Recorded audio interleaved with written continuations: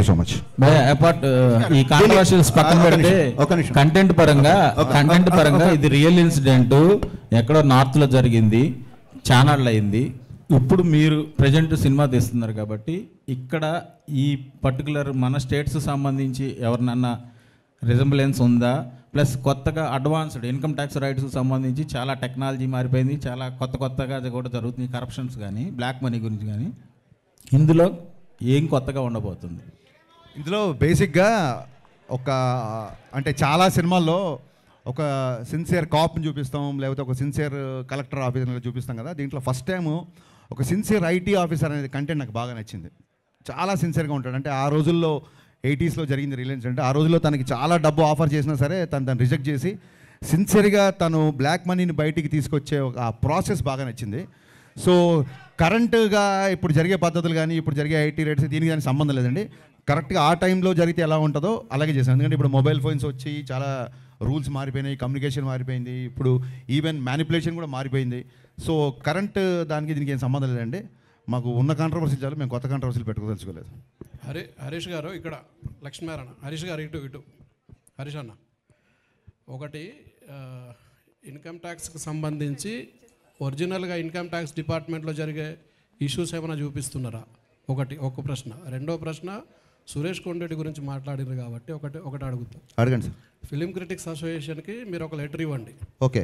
As a డైరెక్టర్గా దాన్ని film critics association వాళ్ళు ఏమైనా యాక్షన్ తీసుకుంటారేమో చూద్దాం. ఓకే. ఇంకోటి, ఇంతమంది డైరెక్టర్లు ఉండగా ఇండస్ట్రీలో హరీష్ శంకర్ అనే వ్యక్తి ఎందుకు కాంట్రవర్సీ అవుతున్నాడు? ఒకటే సార్, ఇంతమంది డైరెక్టర్లు ఉండగా హరీష్ శంకరే కాంట్రవర్సీ అవుతున్నాడు అనేది మీ ఒపీనియను. నేను దాన్ని 100% ఏకీపించను.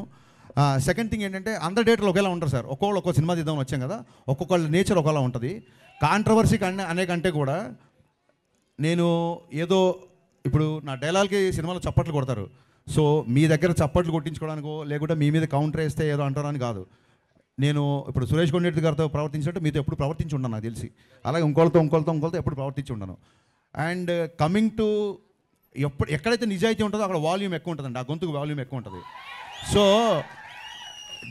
గతంలో జిహెచ్ఎంసీని ట్యాగ్ చేస్తూ కానీ లేకుంటే డ్రైనేజ్ సిస్టమ్స్ కానీ ఒక చోట అనాథరైజ్డ్ కన్స్ట్రక్షన్ జరుగుతుండే, మా ఇంటి పైన వాళ్ళు చిన్నపిల్లలు నిద్రపోకుండా ఏడుస్తుంటే రైట్ అంతా వాళ్ళు కాంక్రీట్ వర్క్ చేస్తుంటే కానీ నేను ట్వీట్ చేశా. సో బేసిక్గా కొంచెం కన్సర్న్ ఉన్నవాళ్ళు డెఫినెట్గా అదేమంటారు, చెట్లున్న అది పళ్ళున్న చెట్టుగా రాళ్ళ దెబ్బలు ఉంటాయి కాబట్టి కాంట్రవర్సీలు. ఓకే. విశ్వప్రసాద్ గారు, హరీష్ గారు ఒక్క నిమిషం బ్రదర్, ఒక్క నిమిషం. విశ్వప్రసాద్ గారు, ఈ సినిమాలో నల్లధనం గురించి చెప్తున్నారు. ఈ దేశంలో మొత్తం కార్పొరేట్ వ్యవస్థ దగ్గరనే నల్లధనం ఉన్నది. ఈ సినిమా మీరు ఏ ధనంతో సినిమా తీసారు? బ్రదర్ ఆగండి ఒక్క నిమిషం, వినండి. ఇప్పుడు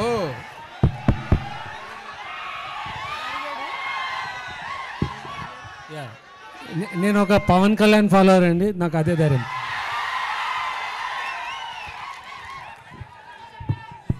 సార్ ఒక క్వశ్చన్, మీరు ఈ రీమేక్స్ మీకే ఈ రీమేక్స్ ఇప్పుడు ఆపేస్తారా లేకపోతే ఇంకా కంటిన్యూ ఇలాగే రీమేక్స్ చేస్తుంటారా?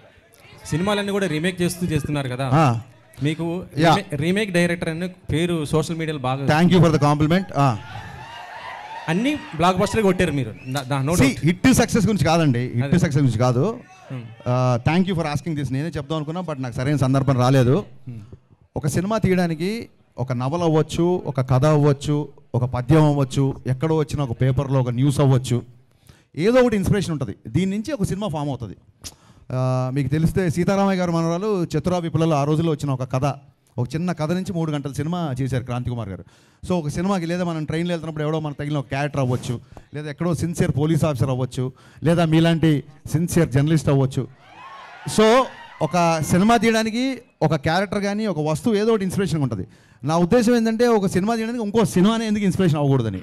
అండ్ కమింగ్ టు రీమేక్ అంటారా, నిజంగా నా సినిమాలు దబంగ్ చూసి గబ్బర్ సింగ్ చూసిన వాళ్ళు, జిగర్ తండా చూసిన వాళ్ళు ఇది ఇతను రీమేక్ అని అన్నాడు అనుకోండి, వాళ్ళ సినిమా పరిజ్ఞానం బట్టి నేను జాలి పడతాను తప్ప నేను దాన్ని పెద్ద సీరియస్గా తీసుకోను. హరిశంకర్ గారు. హరిశంకర్ గారు హరిశంకర్ గారు ఇక్కడ. సినిమాలో సత్య ఉన్నాడు, కమేడియన్ సత్య. అవునండి. అంటే తను one of the best comedian. అవునండి. బట్ ఎప్పుడు ఎక్కడ బ్రేక్ వచ్చింది లేదు, సరిగ్గా పోర్ట్రేట్ చేసింది కూడా లేదు డైరెక్టర్స్. సో మీరు మీ సినిమాలో కరెక్ట్గా పోర్ట్రేట్ చేసే అవకాశం, ఎలాంటి స్కోప్ ఎక్కువ ఉంది సత్యకి? సార్ ఆయనకి బ్రేక్ వచ్చిన సంగతి తెలియదు. బ్రేక్ నాకు వచ్చింది అంటే అతనికి వచ్చిందని నేను నమ్ముతున్నాను. అతని డేట్ల కోసం నేను చాలా ఇబ్బంది పడాల్సి వచ్చింది. సో డెఫినెట్గా ఆయనకు పెద్ద బ్రేక్ వచ్చినట్టే. ఆల్రెడీ ఆయన చాలా బిజీగా ఉన్నాడు. ఈ సినిమాలో ఫస్ట్ హాఫ్లో Satya is one of the highlights అని మాత్రం చాలా కాన్ఫిడెంట్గా చెప్పగలుగుతాను. చాలా చాలా మంచి క్యారెక్టర్ చేసాడు. I'm a huge fan of Satya. Harishankar garu ఇక్కడ నన్ను సురేష్ గారు అని అంటారు. నాకు తెలుసండి. 2 ప్రశ్నలు. మీరు సోషల్ మీడియాలో అంటే మా మీడియాలో ఉన్న వార్త ఏంటంటే, ఎవరికైనా ప్రాముఖ్యం రావాలంటే హరిశంకర్కి ట్యాగ్ చేస్తే చాలు సోషల్ మీడియాలో, ఆయన పనికిరాని వాళ్ళని కూడా ప్రాముఖ్యం వచ్చేటట్టు చేస్తాడు అనేది ఒకటి. రెండో ప్రశ్న, వేదికల మీద చాలా ధైర్యంగా మాట్లాడే హరిశంకరు నెగిటివ్ ఏదో రాసేస్తాడని ఒక పుకార్లు రాసే వెబ్సైట్ వ్యక్తికి ఇంటర్వ్యూ నేను ముందుగా ఇస్తాను అని చెప్పి భయపడి ఇచ్చారు ఆ మీడియా వ్యక్తికి అని. అంటే మిగతా మీడియా వాళ్ళందరూ అవసరం లేదనా మీకు? సో మిగతా మీడియా వాళ్ళు అవసరం లేదు అన్న ఆలోచన మీకు దేనికి వచ్చింది? ఆ వ్యక్తికి మీరు అంత ప్రాముఖ్యం ఇచ్చా అంటే అందరినీ ఒకేలా చూడాలి కదా మీడియా అంటే. కాదండి, ఫస్ట్ ఆఫ్ ఆల్ ఎవరినన్నా ఫేమస్ అవ్వాలనుకుంటే హరీష్ని ట్యాగ్ చేస్తే చాలు అనేది మీ అభిప్రాయం, నా అభిప్రాయం కాదు. అంటే పనికిరాని వాళ్ళు అదే సార్, అది మీ అభిప్రాయం, నా అభిప్రాయం కాదు. ఓకే, సో మీ అభిప్రాయానికి నేను సమాధానం చెప్పలేను. సెకండ్ థింగ్ ఏంటి, ఎవడో ఏదో రాస్తే భయపడతారని చెప్పి మీరు ఎందుకు రాస్తున్నారు? భయపడేవాడు అసలు ట్విట్టర్లోనే ఉండడు. రేపొద్దున మీరు కనుక అతనిలాగా రాస్తే అంతకు 100 రేట్లు మిమ్మల్ని కూడా అలాగే నేను మాట్లాడతాను, అలాగే రిప్లై ఉంటుంది. అంటే అలాగే ఇంటర్వ్యూ కూడా ముందు ఇస్తారా? ఇంటర్వ్యూ ముందు వెనక లేదండి. వినండి, ఇంటర్వ్యూ ముందు వెనక లేదు. అతను ఎప్పటి నుంచో ఇంటర్వ్యూ ట్రై చేస్తున్నాడు. ఒక వ్యక్తి నాకు చెప్పాడు, అది నిజం కాదు కూడా తెలియదు. అతను దాన్ని ఖండించాడు కాబట్టి. సో అయితే ఈసారి అతనితోనే మొదలు పెడదాం, చాలా క్యాజువల్గా తప్ప వీళ్ళు మిగతా వాళ్ళ లిస్టు రాయండి, సురేష్ గారి పేరు కొట్టేయండి, ముందు ఈయన పేరు పై తీసాడు అలా. మీకు ఓపిక ఉంటే దీన్ని బయటికి వెళ్ళగానే ఇంటర్వ్యూ ఇస్తాం మీకు. హరీష్ గారు ఎక్కడ? హరీష్ అన్న, హాయ్, ఐఎమ్ ఫణికుమార్ సార్. యాక్చువల్గా మొన్న ట్విట్టర్లో ఒక ట్వీట్, మీరు మోడర్న్ రాఘవేంద్రరావు అని చెప్పి సితార్ సాంగ్ రిలీజ్ అయిన వెంటనే మీ గ్లామర్ సాంగ్స్ ఇన్స్పిరేషన్ ఆయననా ఎక్కువ? మీరు మోడర్న్ రాఘవేంద్రరావు గారు అని మిమ్మల్ని ఏనండి పొగుడుతున్నాడు ఒక నిమిషం. మిమ్మల్ని మోడర్న్ రాఘవేంద్రరావు గారు అని చెప్పేసి ఒక నాకు వినిపించిందండి. మీరు 2-3 సార్లు అంటే బాగుంటుందని ఊరికి అన్నాను. థ్యాంక్ యూ అండి. అంటే రాఘవేంద్రరావు గారు లెజెండ్ కదా, ఆయన్ని అనుకరించడం అంత ఈజీ కాదు. బట్ అలాంటి కాంప్లిమెంట్ అంతే, దానికి ఏమో అర్థం అంతే. Thank you. And one more, మీకు పురాణాల జ్ఞానం కూడా ఎక్కువ అన్న, చాలా ఎక్కువ సార్లు చూసాము. అయితే మీ నుండి కూడా కల్కి లాంటి సినిమా ఒకటి ఎక్స్పెక్ట్ చేయొచ్చా? కల్కి అని కాదండి, అంటే నాకు కల్కి is a wonder, visual wonder to me. నేను కల్కి లాంటి సినిమాని ఎప్పుడు ఆలోచించలేదు. బట్ ఏదైతే ఇతిహాస సారాంశం ఉందో, ఏదైతే పురాణ సారాంశం ఉందో, అంటే ఒక ధర్మరాజుని చూసి కానీ, ఒక కర్ణుడిని చూసి కానీ, ఒక అర్జునుడి కానీ, ఒక ద్రోణాచార్యుని కానీ, ఒక పరశురాముడి కానీ, ఈ క్వాలిటీస్ ఉండే హీరోయిజం అంటూ డెఫినెట్గా చూపిద్దాం అన్నది నాకు. జీవి గారు, మీరు గబ్బర్ సింగ్ తీసుకున్నా కూడా, దెన్ గద్దలకొండ గణేష్ తీసుకున్నా కూడా, సార్ గద్దలకొండ గణేష్, అవును, ఈ 2 films they are not remakes, they are adaptations. Thank you sir, thank you so much. తీసుకొని యూ కంప్లీట్లీ చేంజ్డ్ ఎవ్రీథింగ్. నేను ఈ ఫిల్మ్ ఒరిజినల్ రైట్ కూడా థియేటర్లో చూశాను. ఇట్ ఈస్ లైక్ ఫస్ట్ నుంచి లాస్ట్ వరకు it's a serious content driven action film.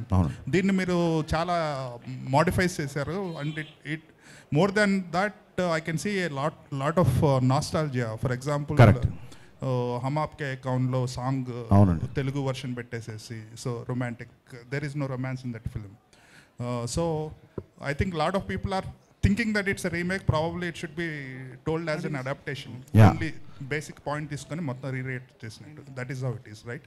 Thank you so much for understanding so deeply, జీవి గారు.